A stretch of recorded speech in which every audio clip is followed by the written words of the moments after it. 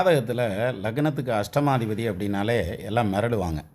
எட்டுக்கு அதிபதி எங்கே உட்காந்துருக்காரோ அந்த இடம் பாதிக்கும், அந்த இடம் கெட்டு போயிடும் அப்படின்னு பல விஷயங்களை நம்ம பார்த்துருக்குறோம் பல ஜாதகங்களில். இப்போ இங்கே கொடுத்துருக்கிறது ரவீந்திரநாத் தாகூர் ஜாதகம். அஷ்டமாதிபதினு சொல்லக்கூடிய எட்டுக்கு அதிபதி லக்னத்துக்கு 2ஆம் பாவத்தில் தான் உட்காந்துருக்கார். ஆனால் 8ஆம் பாவாதிபதி 2ல் உட்காந்து அவர் பாடின பாட்டு தான் இன்றைக்கும் தேசிய கீதமாக இருக்குது. நோபல் ப்ரைஸ்லாம் வாங்கியிருக்கார் இல்லையா? அப்போது 8ஆம் இடத்ததிபதி உட்காந்தாலும் நல்லது நடக்கும். எப்படி தெரியுமா நடந்துச்சதில்? புதனும் செவ்வாயும் பரிவர்த்தனையில் இருக்காங்களான்னு பாருங்க, பரிவர்த்தனை தான். அப்போ செவ்வாய் 2ஆம் பாவத்தில் ஆட்சி பெற்ற நிலையில் நிற்கிறதுங்கிறதுனால இவருடைய வார்த்தைகள் 1000 பொன் பெறும் அப்படின்னு சொல்கிறாங்கள்ல, அது மாதிரி நோபல் பரிசு வரைக்கும் போச்சு. ஒன்று. ரெண்டாவது, புகழ் எப்படி கிடச்சிச்சு அப்படின்னா, லக்னாதிபதி உச்சம் பெற்று லக்னத்தை பார்க்குறார், 5ஆம் பாவாதிபதி லக்னத்தில் இருக்கார்.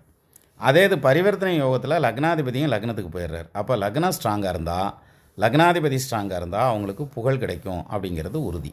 அது மட்டும் இல்லாமல் 8க்கு அதிபதி எங்கே இருந்தாலும் யோகத்தை செய்கிறதுக்கும் அமைப்பு இருக்குங்கிறதுக்கு இந்த ஜாதகம் ஒரு எடுத்துக்காட்டு சார்.